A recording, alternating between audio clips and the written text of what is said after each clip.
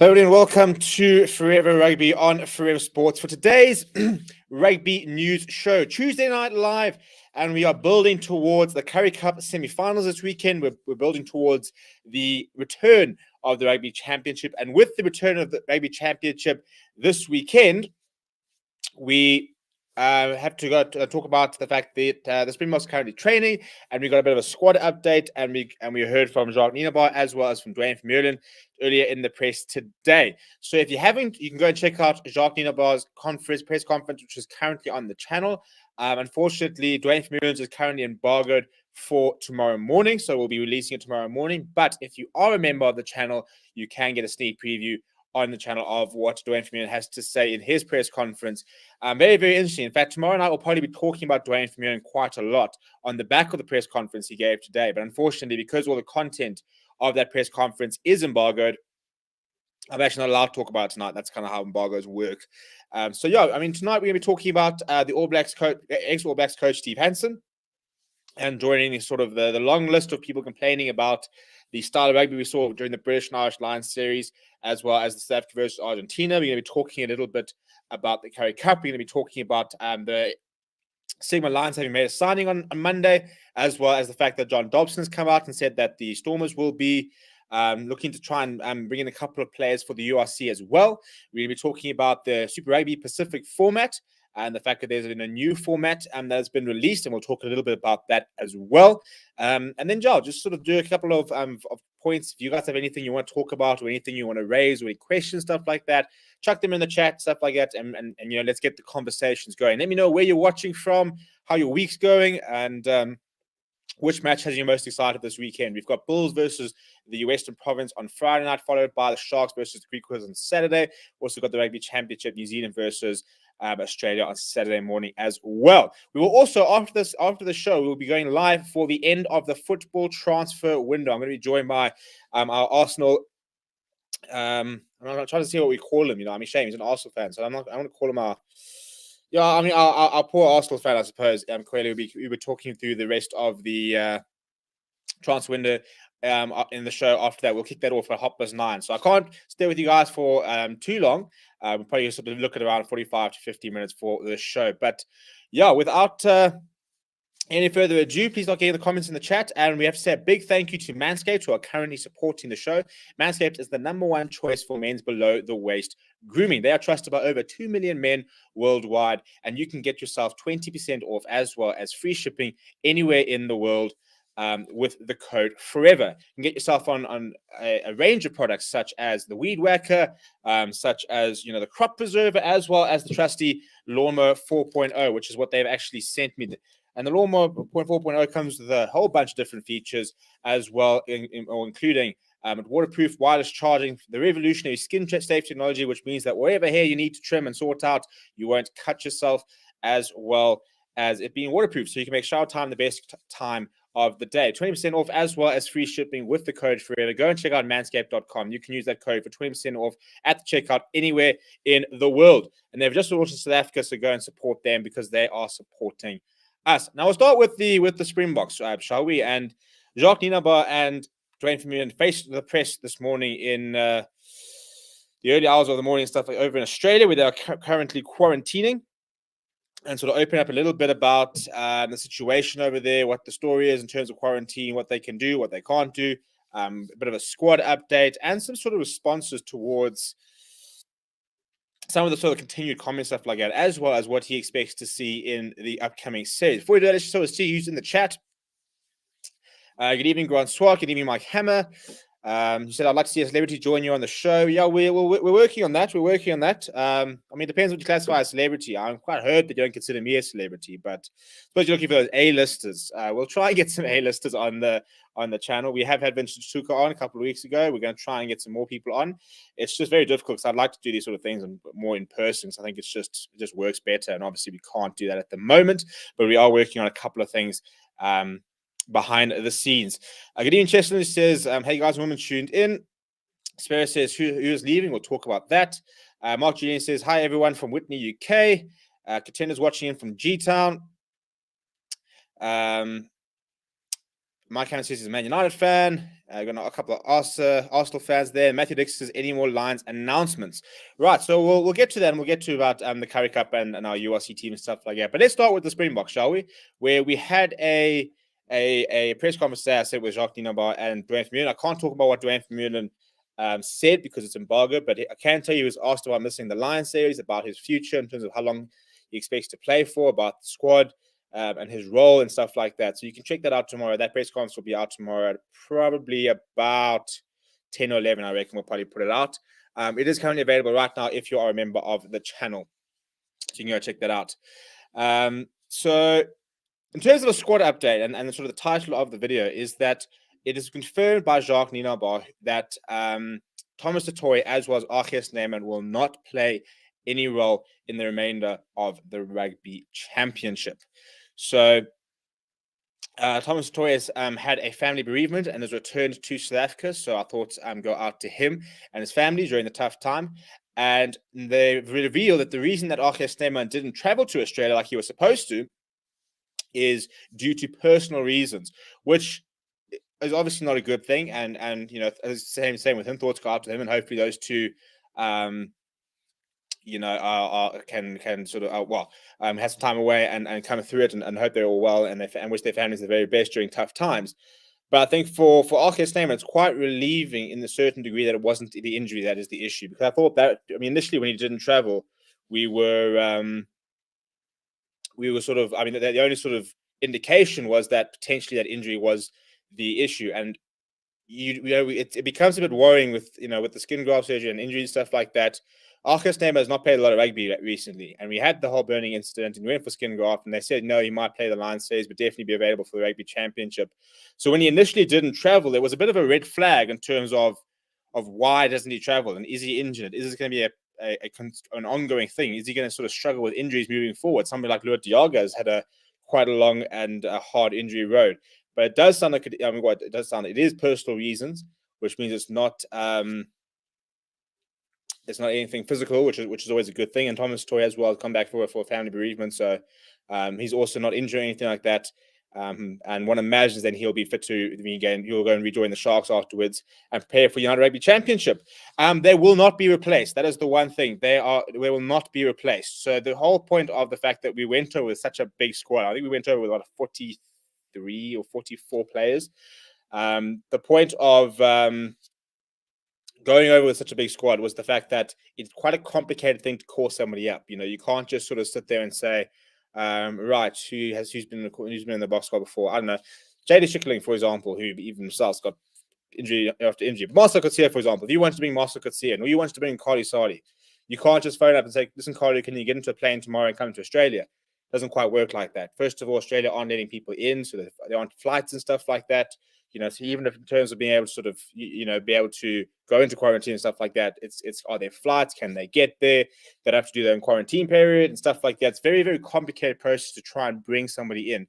So at this stage, those two players, well, Arches Neyman, I mean, they left without him, so he was never an issue. But Thomas Totoy will not be replaced into the squad at this stage. At the moment, all the team members are currently going under the 14-day quarantine period. They basically, apparently they can train, but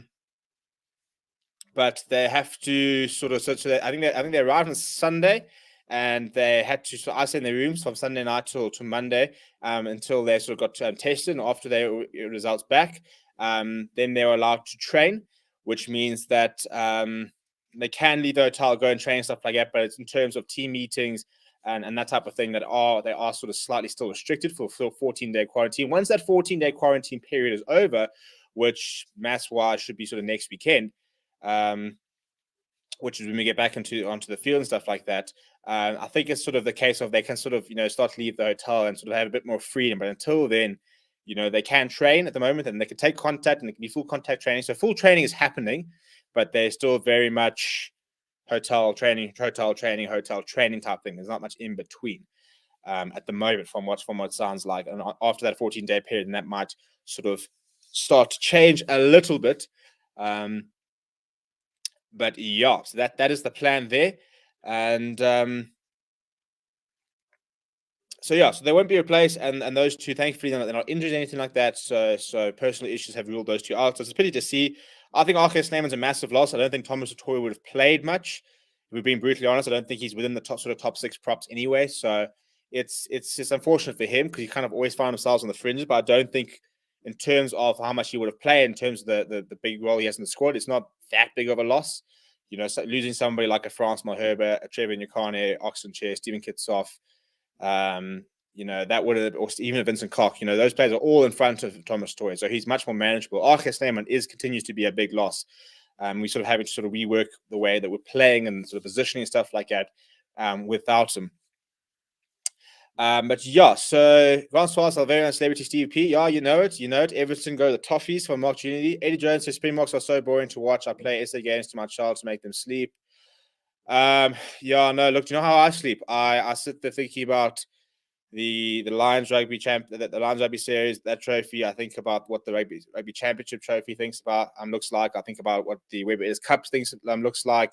I think about how long it took for us to go and win them, and the fact that it only sort of took us about 2 years. The fact we got them, and that sort of puts me into a nice mood, and then I sort of fall asleep. That's how I fall asleep. I kind of sort of count the tears of all the opposition fans as we continue to go and beat everybody, and that puts me to sleep quite well. So me and your children both sleep very well, apparently. Cheston says, okay, as well, I was looking forward to seeing him play the All Blacks, so that won't happen. Contender says, condolences to Thomas Toy and Stam. I hope things will be better. As Grant Swars, your children obviously don't like winning. Has the squad been announced? The squad has been announced. We did do... I think it was last week before they flew out. We talked about the squad and the final squad and who went over there. So you can go back, and I think it was on Friday or Saturday. I think it was Thursday, actually, when they announced the official squad. We did talk about that. So it is up on the channel. Tian Vandenberg says, Cheslin says, still better about 2019 World Cup final. Please, man, don't upset us now. We want to enjoy the show. Tian Vandenberg says, will the Boks be able to call in new players from the India test in Europe? I think so. in theory, but I think that it would obviously they'll have to call them up at a certain point. I'm not quite sure how that's all working. The fact that the players will not be going back to the URC teams. From what I understand, I don't think it'll be an issue with players coming into the Boks squad. They just won't be at the Boks. They're just going to sort of remain there. I think, the 2nd of October is the final game. And then I'm assuming they're going to have to quarantine on return here before they go to Europe and stuff like that. So I think that by the time they come back and they finish their quarantine period or whatever here, it's then sort of end of October basically, and then it's like 2 weeks before we then go into the November international and stuff like that. So I think that that's probably the reason why these players will not be going back to their unions. But from what I understand, there will be no issues going from their unions back in there. So, for example, you want to say take Evan Ruiz up. I'm pretty sure it'll be a case of he can be brought into the Boks squad. Whether they'll sort of look at doing that, I hope so. I'd like to see some new faces. I'd like to see like a Similani get a chance. I'd like to see Vincent Stuka in there if he's back and playing well. Evan Ruiz is one. Maybe Pepsi Buthelezi. There's a couple. Something like Ruan Nokia, for example, could be a good one. I'd like to see us leave behind Mornay Day and leave behind France Day and probably leave behind Marvin Ori, leave behind Renat Alstat. Sort of those sort of 5 or 6 fringe players and bring in youngsters and let them sort of start hitting the straps, getting used to the system and stuff like that. South Africa Simplified says, but after that Argentina game, he put himself on the map. Thomas Toy, I think, I'm not saying it's bad, but I just think that, he's, in terms of the props and the order of the props, there's just a lot more ahead of him, so we can cope without him. Strews Bob says, RK Statement's massive loss. We also miss P. Steph Toy. We do, but it has been quite nice to sort of see us cope without. The problem with P. Steph Toy is that he does seem to be quite injury prone. So it's probably not the worst thing, maybe, that after the Lions series, and we still managed without him, that he has picked up an injury and we can sort of see how we can cope without him, because with him having a bit of an injury issue, ongoing injury issues, what's to say that he might not be available next year for the Rugby Championship or for the World Cup? Touch wood, hopefully he sort of sorts himself out. But it's a nice opportunity to sort of see where we're at. Is Franco Master the normal replacement? Does he switch position? Do we have to bring in a specialist number 7? Who is that going to be? Do we have to start blooding them? How do we sort of structure and stuff like that? So it's quite nice in many ways to see what we're like without Peace After Toy, to see what we're out without Dwayne Vermeulen. And, be able to sort of test our depth and give other players a chance. So we don't just sort of have this core group of 23 who play week in, week out. Then there's an injury and we sort of have a meltdown. I mean, imagine if Dwayne Vermeulen wasn't available during the World Cup. Imagine the first game of the World Cup, Dwayne Vermeulen broke down. What then? He was our eighth man. What were we going to do? So it's those sort of situations that it's nice to sort of prepare for them. Cheston says, I feel it really won't be the case since we have everybody already here. Who do you think will start in the first game against Australia? I think we'll name a pretty strong side. I mean, Jacques Nienaber says that he will always try and pick the best available team, which he obviously didn't against Argentina in that first test. But I think we will go relatively strong. So I think that the last thing you could do is underestimate the Australians. So I think we'll go pretty much full strength for the first one, rotate for the second, then go full strength for the two New Zealand ones. We are playing 4 tests in a row, so it wouldn't really make sense for me to go semi-strength, full strength, full strength, full strength. You can go full strength or relative, like sort of 90%, and then sort of rotate in the second test, bring in a couple of players for the and then bring in your sort of full 23 for those 2 New Zealand tests. So I think players that we might see next week, we might see Dwayne Vermeulen will probably come off the bench next weekend, I'd imagine. Maybe you'll see a sort of Marvin Orie play. Maybe you'll see a Rand Alstad play. Maybe we'll see a Dupree brother or two play next weekend. But after that, I don't think we'll see too much rotation. Maybe Joseph Weber, but I think that's probably sort of where the limit hitches. I don't think we're going to see, we're not going to see a Herschel Yankees, Alton Yankees halfback combination. I'll be very surprised. We could do that, but I think, you could go Alton and Herschel, or Alton and Kobus for next weekend, or Alton and Faf, for example. I'd quite like to see that, to be honest. If we are going to rest cup players, I would quite like to see Faf coming back for next weekend and partnering with Alton Yankees and seeing what they can do together. In terms of sort of building that depth and stuff. But I don't know. I will have to wait and see next week. And I think hopefully the more sort of press conferences we get, the more of an idea we can get about what they're planning on doing. Alfred Lingen says, Thomas really impressed me last time and has a really big guy that can cover both sides. He's a useful squad player. There's no doubt about that. He's a good player. But as I said, he's just not a starter. So I'm just saying that it could have been worse in terms of players that are leaving. They must leave Mornay and take Hendricks or Bosch because we need a young 10. I think they'll take Jan Goosen. When Mornay leaves, how's Faf doing? Well, in theory, when they left, they pretty much said everyone will be fit for the first test. Basically everybody that boarded the plane was going to be fit. In theory, was going to be fit for the first test. So we should have a full squad, which means Faf is back, Dwayne's back, the Duprees are back. Who else is carrying a bit of a niggle? There's somebody else as well. In theory, they should all be back. So that's why I reckon we could see Faf and Alton maybe next weekend. I'll be surprised, but we could. But I think Hendricks is still really young for international rugby. Yeah, I wouldn't rush Hendricks at all. He's going to have a nice URC now, give him a nice URC. And as far as I'm concerned, we can implement him after the next World Cup. He's 20 years old. He's just turned 20, which means that after the next World Cup, when Pollard's like 30, Alton Yankees are sort of 33, 34, even Jan Goosen is into his 30s, he'll be 22 and have 3 seasons of professional rugby under his belt. I think that's when, if he still goes in sort of the way he's going, then hopefully we can start sort of looking to get him involved then, sort of start handling the next buck, because he'll be 26 for the next World Cup. So if we're thinking that Jordan Hendricks is potentially our next big fly half, which is the way he's playing in terms of the confidence, Kate Boltis had a couple of injuries, but I think Jordan Hendricks does seem to be the real deal. 2027, he'll be 26 years old in his prime. So I think it's a while still, but I think that he is definitely someone to keep an eye on. Cheston says, PCF Toy has been playing a lot of rugby, and in terms of blooding, him and Dwayne will be vital for the roles they leave behind, or vacant rather. Well, look, PCF Toy, he's played, I think he's played as much rugby as we would want. He should be having 50, 60 caps, or 60, 70 caps already. Even now, he came back from that very long-term injury before he came back for the Western Province until the Springboks. PCF Toy should take 1 year off after he gets healthy, should rest but practice. Oz is willing to come out of retirement. Who do you think the fly will be for the first test against Oz? I think we spoke about that. I'm hoping. I don't know. I think my gut says it'll be Andre Pollard. I don't think we'll see Mornay Steyn. I don't want to see Mornay Steyn. It sounds very rude. I don't want to see Mornay Steyn. I don't want to see France Steyn, except maybe in the second All Blacks test, if it comes down to we want a similar situation to the Lions. I don't want to see Mornay Steyn starting against Australia because we want to give him a chance. It's just no point. There's just no point. He's old. This is his last involvement with the box.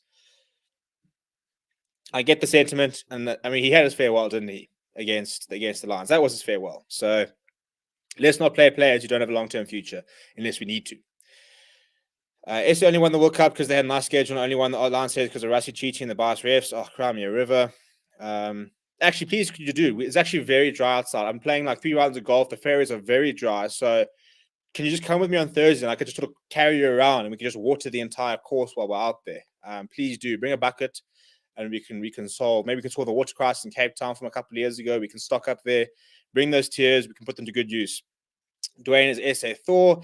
Italy Jones in the house. Well, the last game versus Australia was Herschel Yankees' debut with Alton Yankees at 10. A long time ago, eh? It was a very long time. I don't think it was Herschel's debut. Yeah, I suppose it was. It would have been Herschel's debut.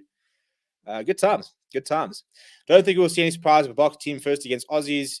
Yeah, I think we'll go with a strong team. I think, I think we'll rotate more in the second test than in the first test.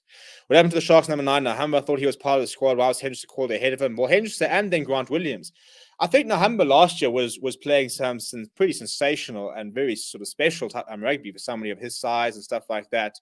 But if we've been brutally honest, he had pretty decent Super Rugby and decent Currie Cup. But sort of Jaden Henderson came in and started playing really well.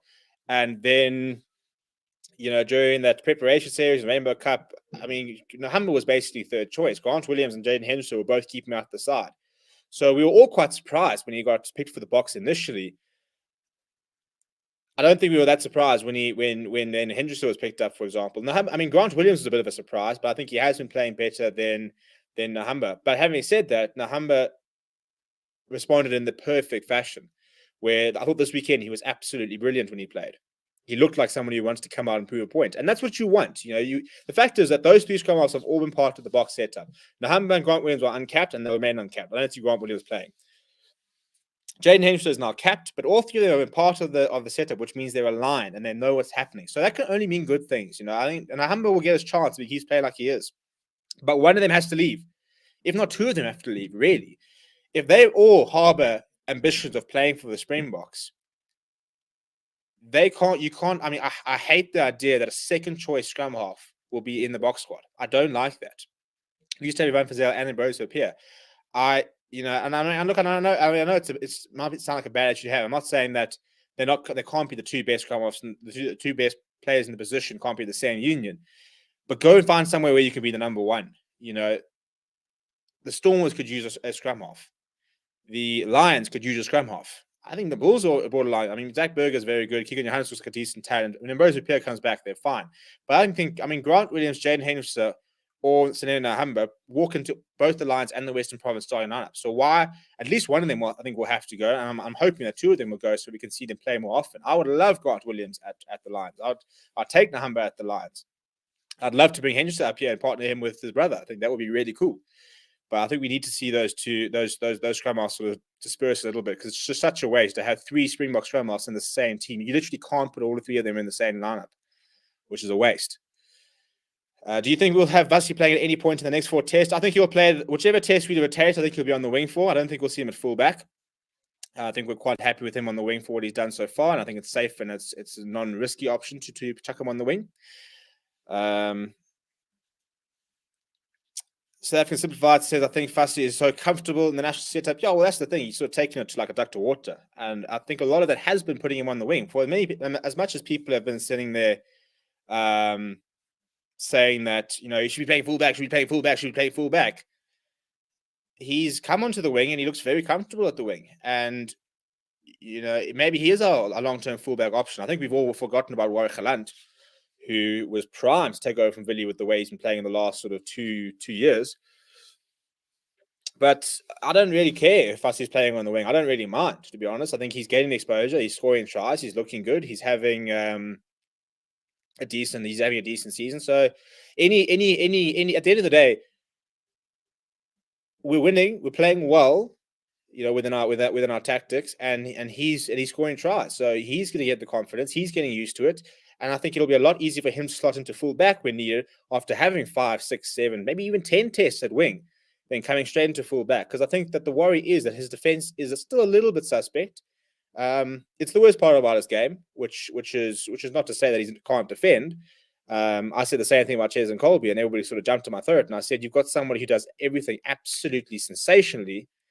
Maybe defense is probably his worst part, but you're talking about the lowest of an incredible athlete. And I think that sort of shows you how good Ches and Colby is. If you think that maybe defensively could be one of his weaker aspects, and yet it's still so good, it shows you how amazing everything else is. So I think firstly, it's just a lot less risky to play him on the wing. And I think he'll move out full back and he'll settle there unless Warwick Gelant keeps him out. And look, Warwick Gelant is a fantastic rugby player. So it should be a very good competition between those two in the future. And that's what we kind of want. I would love to see Alton get a spot in that first Oz test. We should be looking at blooding a fly half for the setup with the Yankees. Francis Platt, good evening, says Nico Janssen Rensburg outplayed Ori and this is up there with our top locks. Yeah, so I mean, I'd just like to see one of those locks. I'm probably Marvin Ori, to be honest, left behind and maybe going with a Ruan Nokia or going with a Salman Murat if he's back and playing well or something like that in the end of the setup. Grant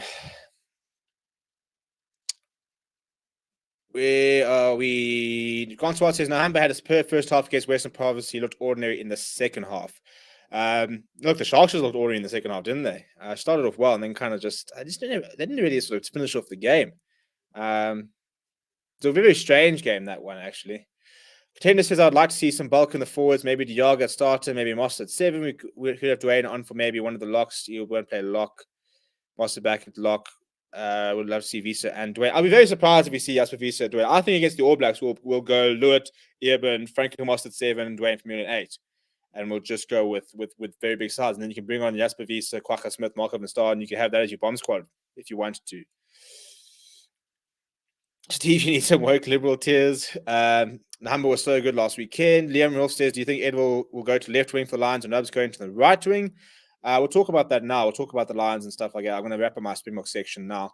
Social debut scoring 2 tries, one good with assist by Nkosi in good hands of the beast, and the other snipping through blindside. He also won man of the match. Yeah, it's coming back to me now. It just sort of feels so long ago. That's the fact that it was only 2 years is weird. It's very, very weird. I missed some chips, chutney, or tomato sauce flavor. Yeah, I had some chutney ones the weekend. You're missing out. Fussy will be our version of Liam Williams. I hope so, because that means he'll be terrific in the air. A possible surprise could be Dwayne starting against Aussies. Willie LaRue also played in the wing for a while. Look at how good he turned out. Exactly.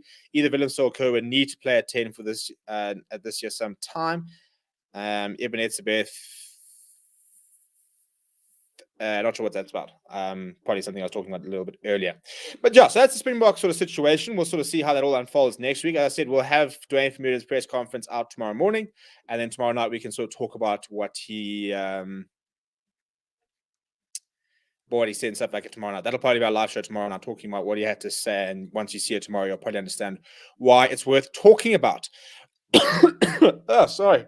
It's not COVID, I promise.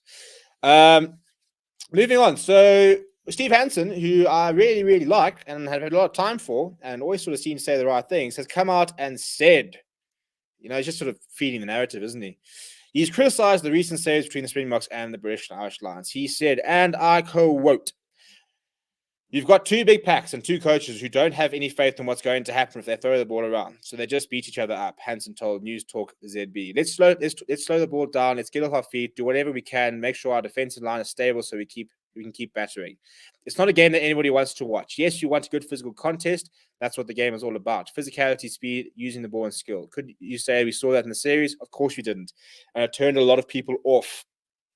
This is the part this is the part that I love. All of a sudden, the All Blacks became popular again. Let's hope the All Blacks can save rugby. It's not about the All Blacks saving rugby. It's about everyone that's involved and taking some ownership and saying, right, we need to do something here. We've played 5 tests. 5. Literally 5 tests. That's it. That is literally it. Of which, one of them, we scored 30 points almost against the blooming Argentina. Got a bonus point for it. We scored tries against the Lions in the second test as well. It's been 5 tests, people. 5. Relax. Calm yourself. It was 5 tests after 18 months of no rugby. What did you think was going to happen? We're going to come in here and play blooming prime Lions 2017, champagne rugby, little fricks and little goose steps, and suddenly Ibn Etzebeth was going to be sitting there throwing no-look passes down the wing, and Cohen Bosch was going to be, Cheslin Colby was going to be, running 50 meters, outstepping, everyone in sight. What do people think was going to happen? I don't understand how this is still a conversation. What did you think was going to happen? We hadn't played for 18 months. It was always going to be tight. It was always going to be a forwards-dominated game. It's easier to get right. Jacques Nienaber literally said, the longer we're together, the more expansive we can get, but we need to be solid. You're not going to sit there and risk once in a 12-year series to try and bring some viewers in. I'm sorry. If the Lion Series is something that is supposed to bring people to the game and try and introduce people to rugby, it wouldn't happen every 4 years. Or in South Africa's case, every 12 years. So I don't think that the 3 tests, which happen every 4 years, are the 3 only tests that will bring people towards the game. No, that is not what the purpose of the Lion Series is. It happens every 12 years. We got here, we played the style of rugby, we knew it was going to win, we got the results, we got the dub, we got the trophy, take the L, bugger off. Just because you couldn't beat them. I'm so bored of having this conversation. I'm so bored of it. It's so stupid. It is so stupid. Like, really, I'm glad that you guys play some nice rugby, but let's also not kid ourselves as if blooming New Zealand have always have not had big brutal forwards. You guys had Jerome Kano, Kieran Reid, and Richie McCaw in the same loose trio. You got Sam Whitelock and bloody. I mean, look at the size of the New Zealand pack. It's huge. They've always had big forwards. Brodie Retallick's a bloody giant. He's a freaking Neanderthal. But no, they play so many just rugby because, Richie Mwanga throws a couple of cool passes and it's so amazing. And it's just, we're saving rugby, everybody. We're saving rugby. It's fantastic. I'm so. The fact that we had this conversation again just drains the life out of me. Keep worrying about yourselves. We'll keep worrying about ourselves. We'll keep our 3 trophies. You keep what you want. We'll see you guys in a couple of weeks. Okay? And if they beat us with really good rugby, fair play. If we beat them with unattractive rugby, we won. You play 12 tests a year. 12 tests, basically. So if you're worried about growing the game and the popularity of the game, maybe look at the competitions like the URC, like the Super Rugby and stuff like that, and make sure those are attractive, because how are you going to get somebody into a game and say, are you ready? Springboks are playing outgoing tour. You ready? Cool. And after the 3 games, you say, well, that's it. We'll see you guys in July. No. Test rugby is not there to try and bring supporters in, to try and showcase a spectacle. Test rugby is a combination of the best players in the world coming together and trying to work out how to break that other team down. If you're worried about champagne rugby and looking pretty and stuff like that, go and play league. We don't need. I mean, yeah, obviously, would we like to see the box be more positive? Yes, we would. Will they get there? Probably. They probably will start getting there. It was never going to happen within 5 tests. So I don't know why people are surprised. We're talking about a situation that's never existed before. Now, if every single South African team played forward ball, route sort of, like what's it, 9-a-side rugby basically, or 8-side rugby, where you're only bringing in your pack. If the Sharks, Western Province, Lions, Bulls only did that, and we didn't see any South African wings scoring tries, and all our teams were the same sort of dead boring thing, I can sort of understand a little bit of this isn't good for rugby. But that's not the case. Look at the flipping Currie Cup. Well, they're throwing it around. The freaking Lions conceded 400 points. No team across 12 matches conceded less than, I think, 250 points across 12 matches. We were basically a team was averaging conceding about 20 points a week. Every single game, they were conceding at least about 20 points at an average.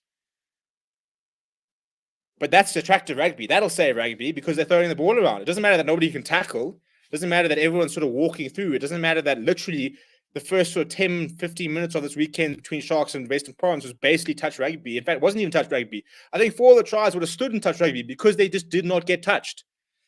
So this whole crap about this is so exhausting, and I'm so done with it. Just relax. And if in a couple of years' time, all the teams around the world are doing it, we can have this conversation. It happened in 3 matches. It even started getting better with Argentina. It's in the middle of a situation we've never dealt with before. Now, don't come here with New Zealand are saving rugby when you guys are busy auctioning off a percentage of your bloody brand. Australia is trying to play a nice open brand. Rugby's not even in the top 2 sports in Australia. They can't even fill stadiums in Australia for like non-Aussie games, basically. Even the Super Rugby games, they battle to fill stadiums. And they're not the biggest stadiums either, the ones that they sometimes struggle to fill.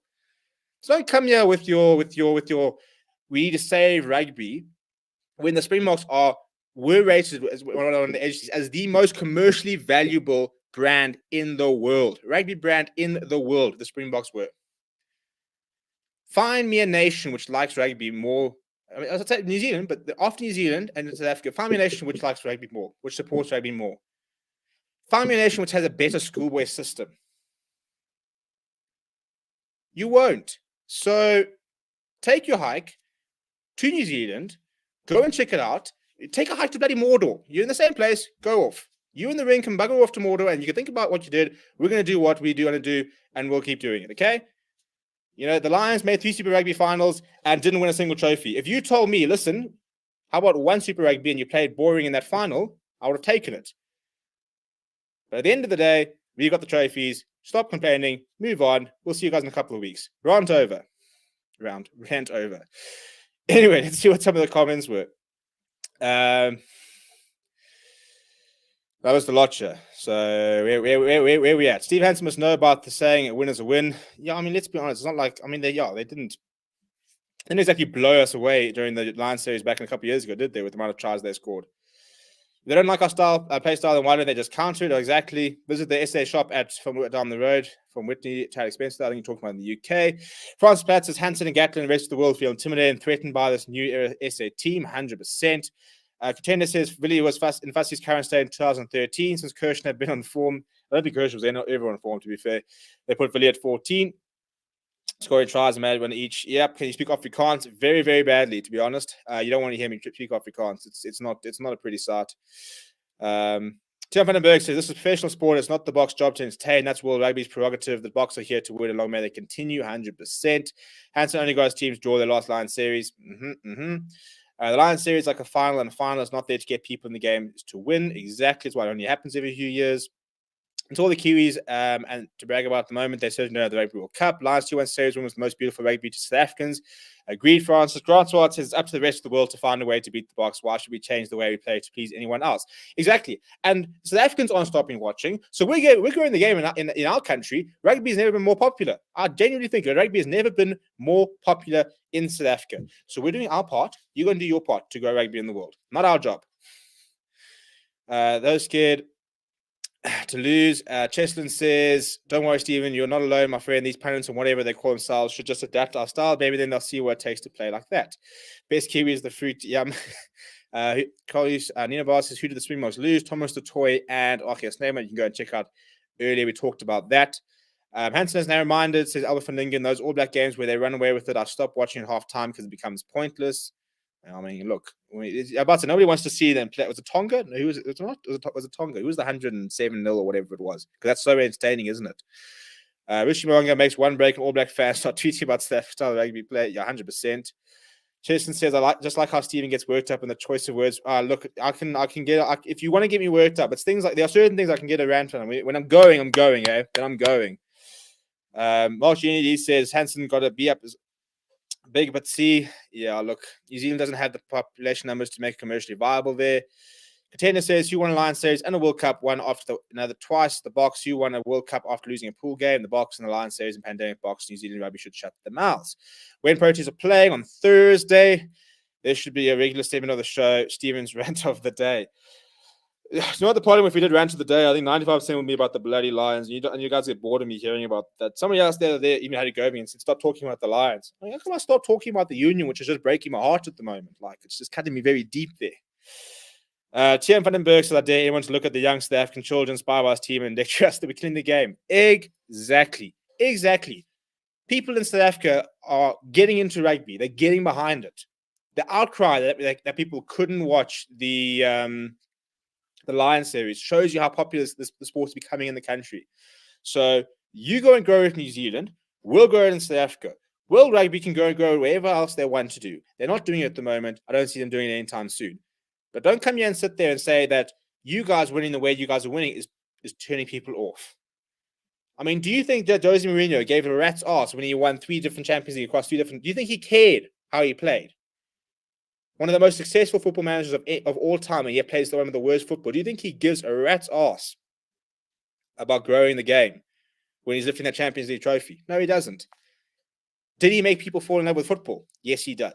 Maybe not in the beautiful way it can be played, but the dogmatic, pragmatic, systematic way that you can use tactics and win a game, be able to break a sport down to the small moments, to how you can sort of counter something, be able to sort of find the very small nitty-gritty details, to pick out the smallest of details and use it to create a successful team.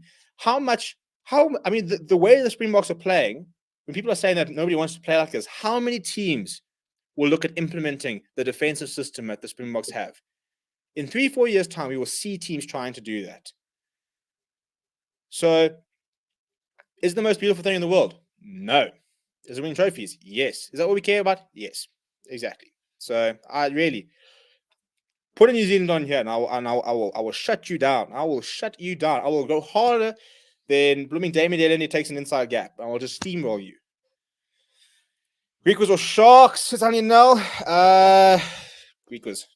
I'm all in for the underdog this weekend. I'm all in for the underdog. We'll see how well the All Blacks do without Springbok opposition in Super Rugby. Exactly. Tim van den Berg, and that, my friend, is why the rest of the world is worried. 100%. World Rugby killing the game, not SA.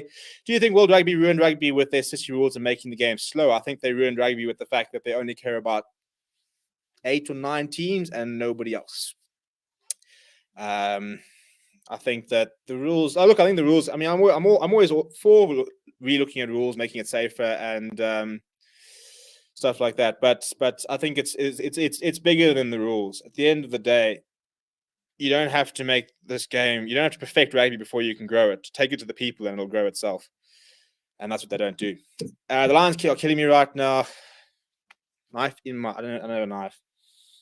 A pair of chopsticks. Like embed this down there. That's it. Contender Stevens ran to the day in every rugby stream. Thanks for the chat. Yeah, is it the cricket a T20 or Test series? It's ODIs on Thursday, I think. I think it's ODIs first. Speaking of killing rugby, Super Rugby is back with a new format. Now, there are 2 things I like about this, about the new rugby, and they read as the Fiji Endura and the Moana Pacifica. That's probably the only positive thing I think about the Super Rugby Pacific format. That they have brought in the Fiji side and 2 more South Pacific sides. But the Super Rugby Pacific, which will start next year, February, will have 15 weeks, 8, and will feature 12 teams. Okay, so the Blues, Brumbies, Chiefs, Crusaders, the Fiji Endura, and the Highlanders, Hurricanes, Melbourne Rebels, Moana Pacifica, New South West Waratahs, Queensland Reds, and Western Force. They will play 14 regular season matches with each team to host 7 matches. Standard teams will play 8 teams once and 3 teams twice, with an emphasis on derby matches, a bit like the URC. There will be 1 points table with teams ranked 1 to 12 based on competitive results. This is when I took a left. The top 8 teams on the points table will qualify for a 3-week playoff format. Quarterfinals, which will be 1 versus 8, 2, 7, 3, 6, 4, 5. Top ranked quarterfinals will host semifinals. Top ranked winner of the semifinals will host the final. 18-week season in a total. 12 teams, 15 weeks to make it into 8 places. What is the point? What is the incentive? You win 4 matches and you're basically qualified. You got 15 weeks. You could be sorted within 5. You win your first 5 matches, you are in the top 8. You're done. You're finished. You're sorted. How do you look at this tournament format and think, that's it, chaps. We've done it. We flippin' done it. We sat at a board meeting around here. We had our coffees. We had expensive stuff like that.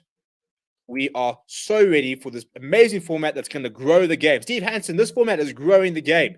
15 weeks, as somebody said here, to eliminate 4 teams. After 15 weeks, the competition goes from 12 to 8. I mean, do me a favor. Do me a favor. It's a horrendous format. I wasn't keen to watch Super Rugby next year, to be honest. I look at this format and think, I mean, why? Why do I have to watch? I can watch. I'll just watch. Why don't I just watch the last couple of weeks? I'll watch the quarter semis and finals and just know what happened. Because what's the point of playing well across 15 weeks if you're just gonna get it? I mean, yeah, cool, home final, home semi-final, whatever. It means nothing. It means absolutely nothing. Top 4, maybe 6 a push, but top 4. Saving rugby, the useless bunch. Is Alton Yankee still in the Lions? No, he's not. Just speaking of why it's just so bad. I personally think New Zealand, I think they're the boss of the world and everyone has to do what they say. I also think World Rugby don't care about including teams earning money, 100%. Honey now says, and I heard Beaumont is going to talk to New Zealand about the way game is going. If I were coach, I would play 3 loose forwards on the bench with a 6-2 split. Yeah, I think we will see that. Cub says the Boks have always played this way and they complain as much as they like. They need to be as fair and square. Otherwise, shut up. Who the hell is Moana Pacifica? So Moana Pacifica is a sort of, not the invitational, it's a team made up of players with basically from the Pacific Islands. So it's Fiji, Samoa, Tonga, the Cook Islands, and it's basically being organized by New Zealand Rugby. So they are sort of facilitating the sort of thing. It's basically sort of give like Tongan players, Samoan players, stuff like that, a chance to try and sort of play in top level rugby. So that's really cool. All for that. Fantastic. You know, two gold stars, 2 thumbs up. I think that they're talking about the fact that there's going to be a draft system, so some players will go out onto various teams and stuff like that. Fiji and Drua is a team based in Fiji. So like they will, I mean, so there's going to be a bit of a draft format. I still need to go check out exactly how it's going to work, but a couple of like New Zealanders, for example, could be apparently like Josh Ione is going to go to Moana Pacific and stuff like that. But I look at that format and I couldn't give a damn. I could not give a damn. If you're going to do 8 teams there, you might as well just say you play 18 games and then we've got a league. And whoever finishes top, finishes top. Why even bring in playoffs at this rate? If you're not going to go 4 playoffs, scrap playoffs. Don't come here with 8 teams into a playoff. I mean, it's like the Currie Cup. That's more teams in the playoffs that there are in the Currie Cup at the moment. It's ludicrous. How do you get to the top of the tree? Rusty, you climb it. The rest of you chop it down. Revenue Amuli says, SRAB being a strong position is a problem for other countries, and that is why they criticize our style of play. Our style of play is winning. Beaumont should be fair to SA, not as biased as he is. He's a disaster. We already know who that 8 teams is going to be as well. Exactly. Super Rugby Pacifica will face. We'll see 4 New Zealand teams in the semis. How boring and predictable. No, it's growing rugby. It's growing rugby. Let's not be mean. It's growing rugby. Crusaders should win their first 5 games, start playing under 13 team, and they'll probably still do quite well. Yeah, I cannot understand how can you sit in a, I mean, I've sat down, I've been part of tournaments and we've talked about format and what's the best format, and we sometimes try to innovate and stuff like that. I just, how do you spend time and then you come up with that of all the things.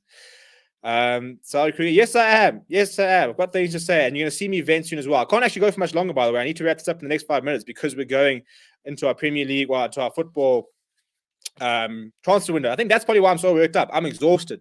I've been covering the football transfer window all of last night, all of today for my other job. It's been very, very hectic. So then when I do that and I come and I'm tired and I've had a long day of covering football and stuff like that, which is cool, I enjoy it. Then I see Steve Hansen bitching and moaning. I'm gonna have a rant. I'll have it. Steve Hansen, come on the channel, sit down with me. Let's have it. We'll do a charity boxing match. You'll win, but we'll have a charity boxing match. Java Guru says, if the English were playing like the Boks and winning, no one of these Muppets will be whining. 100%. Carly Nyaba says, where do you find the press conferences that you post on your channel? I want to watch live how Sharks struggle with the English. It's really funny. I get invited to them as part of the media and stuff like that. So when we start doing them in person, we'll start live streaming them when we can get back into them in person and stuff like that. Andrew Young says, New Zealand killed the other Pacific rugby nations. Crusaders going to absolutely destroy everyone, just not worth it. I heard Tian Swanepoel's almost fit. Touch wood. I'm touching wood. You can't see me touch this. Fine. Pretend I'm touching the bottom of the table. Carly, saw it is funny. Saw Alton in Australia, so that is good. Good luck. Yeah, cool. So I think we're going to call it there, to be honest, after all that. I pretty much talked about everything I wanted to talk about. So, yeah, I've had my rant. I've said what I want to say. And the bottom line, or the summary of the stream, is that no Thomas Toy, no Arcus naming for the Boks. Steve Hansen's a bit of a prick. Steve is not like Steve Hansen. Steve Hansen's bringing the Steve name down, and this Steve, we're going to have a word with that Steve about the high standards we need to maintain as Steves, and the new Super Rugby Pacific format is doing more to kill the game than the Springboks are. That's your summary. That is your summary. You know, if you want to talk about a word count, well, that's your little, yeah, that's what you missed. So if you arrive at the end there, that's what you missed. You know, I mean, you can go and watch 15 minutes of it. It's quite entertaining. I'm hoping it's entertaining. But that's basically what you missed. Yeah, so we're going to be live in about 5 minutes. We're going to be doing our transfer wrap-up show for footy. Thank you everybody who joined us on Sunday for our football watch along. So if you guys are just rugby fans, then fantastic, cool. The rugby is not going to stop on Forever Sports, but we are Forever Sports. So we are trying to branch out to doing more sports, doing Forever Football, doing Forever Cricket and stuff like that. So you don't have to worry. It's the rugby will continue, and all the rugby will continue. We're planning big things for the URC. But if you want to get more involved with other sports, we also be doing that. So we'll be doing more football coming up. We'll be doing more cricket, and never know, maybe we'll do Forever F1, Forever Olympics, Forever Golf, Forever Badminton, Forever Lawn Bowls. We can branch out anywhere really. So maybe I'll start playing some lawn bowls so we can get myself into the Olympics. Probably not. But anyway, people, it's been a pleasure. And keep well and keep safe. I'll see you guys tomorrow night. We'll be talking about Dwayne Vermeulen. And hopefully not talking about Steve Hansen. And then, yeah, then we'll be live this weekend for Super Rugby, not Super Rugby, Currie Cup semi-finals, Rugby Championship, all the work, stuff like that. Please smash like on the video. Subscribe to the channel if you are new. Don't go away because in a couple of minutes we'll be live for the football transfer window, which is going to be, it's been very, very hectic day. So if you have missed any of that, then just come and chat a bit of footy. But see you guys all very, very soon. Please do keep safe. Please get vaccinated so I can go back to Ellis Park and see when the Lions lose in person. And apart from that, keep very, very well. Thank you very much and see you guys soon.